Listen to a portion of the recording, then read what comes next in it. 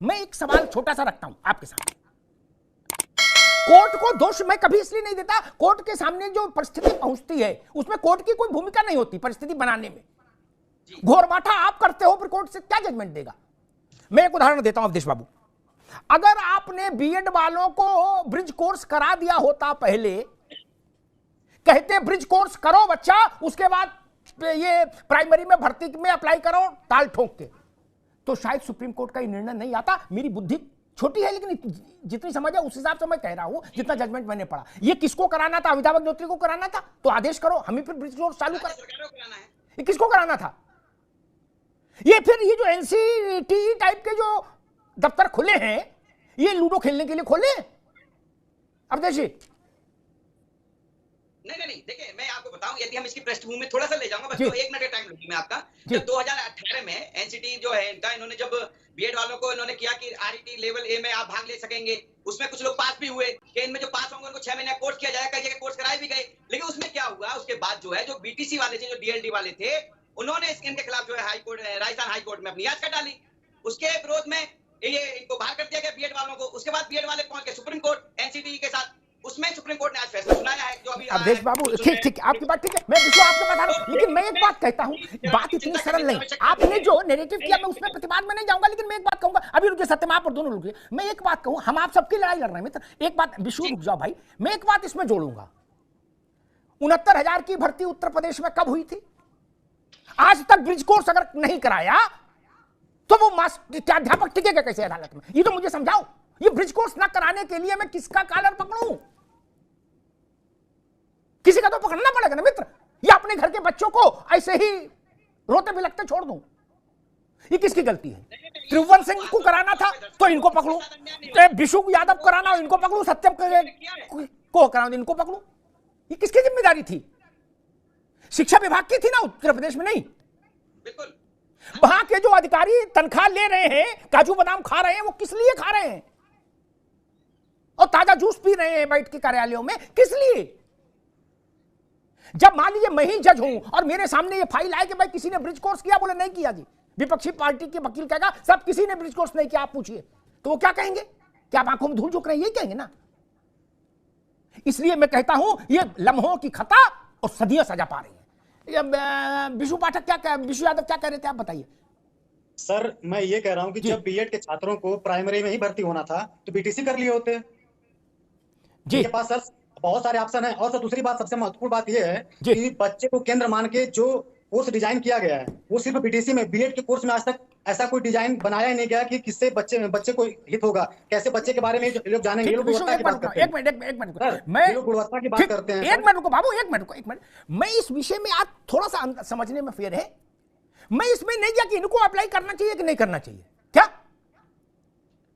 मैं कह रहा हूं ये भी कर सकते हैं अप्लाई, ऐसा नियम क्यों बनाया? फिर मैं नियम बनाने वालों को कटघरे में खड़ा कर रहा हूं, आप लोगों को नहीं।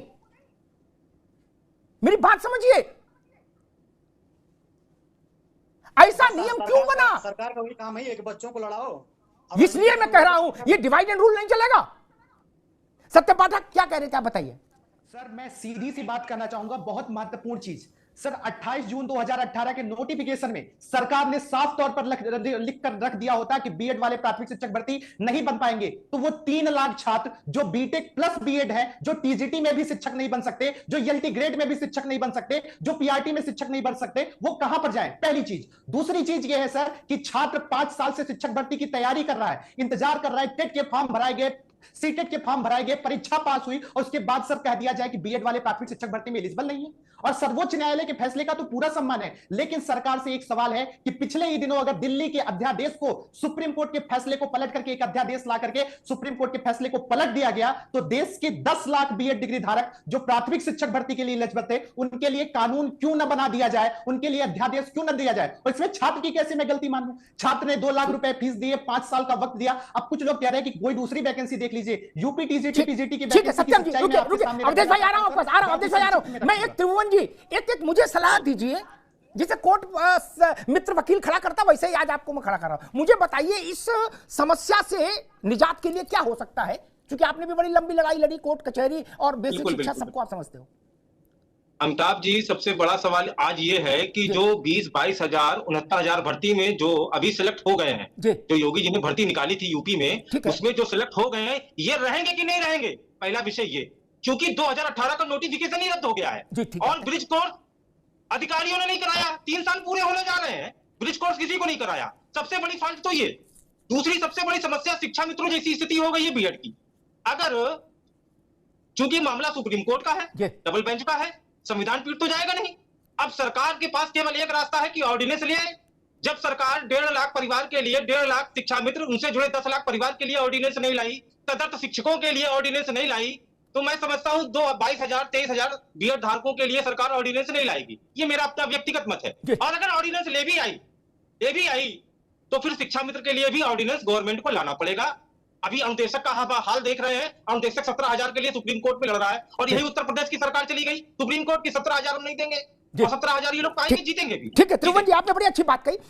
अनुदेशक की बात अवधेश भाई आप ही पास आ रहा हूं। अनुदेशक की बात की उस पर कह दूं, मुझे आज ये बताया गया कि अनुदेशक का मामला सुप्रीम कोर्ट में आया तो एपेक्स कोर्ट ने एक बात कही जो अनुदेशकों के हित की है। उसने गवर्नमेंट ऑफ उत्तर प्रदेश से कहा कि पहले हाई कोर्ट के आदेश का अनुपालन करके आइए, कंप्लायंस लाइए, फिर हम आपकी बात सुनेंगे, जाइए वापस। क्या कंप्लायंस का मतलब 17,000 रुपया का भुगतान ट्रेजरी से करिए, रसीद दिखाइए आके। क्या बोलो श्री सत्यनारायण स्वामी की जय। क्या सुप्रीम कोर्ट ने कहा है? अभी जो लोग कह रहे हैं कि भाई सबसे बड़ी अदालत है सिर झुकाने, अच्छी बात है, अब इसमें भी सिर झुकाओ। 17,000 का पेमेंट करो अनुदेशक को तत्काल। पिक एंड चूज नहीं चलेगा कि सोमवार को सुप्रीम कोर्ट अच्छा लगे और मंगल को खराब, ये थोड़ा नहीं चलेगा ना। अवधेश जी, मैं आप ही के पास आता हूं। एक बड़ा सवाल, आगे का आगे छोड़ो, जो भर्ती हो गए 69,000 हमारे यहां भर्ती हुई, उसमें 22,000 24,000 जो भी भर्ती हुए बीएड वाले वो, और देश भर में आपके केंद्र में भी सरकार है, जो बीएड के बच्चे भर्ती हुए हैं प्राइमरी एजुकेशन में, टीचिंग लाइन में, उन सबका क्या होगा?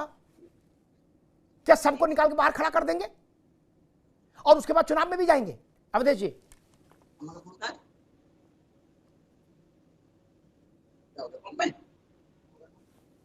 अवधेश जी, अवधेश जी, आपको आवाज आ रही है?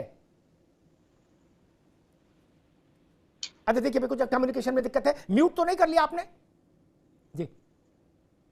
अवधेश जी, अच्छा देखिए भाई, आप चेक करिए, मैं टेक्निकल टीम से कहूंगा। सत्य पाठक, आपके हिसाब से क्या होना चाहिए? मेरे हिसाब से सर सीधी सी मांग है कि सरकार अध्यादेश लाए, क्योंकि सर 1 करोड़ मोटे तौर पर और उत्तर प्रदेश में 10 लाख बीएड डिग्री धारक सर आज बर्बाद हो गए।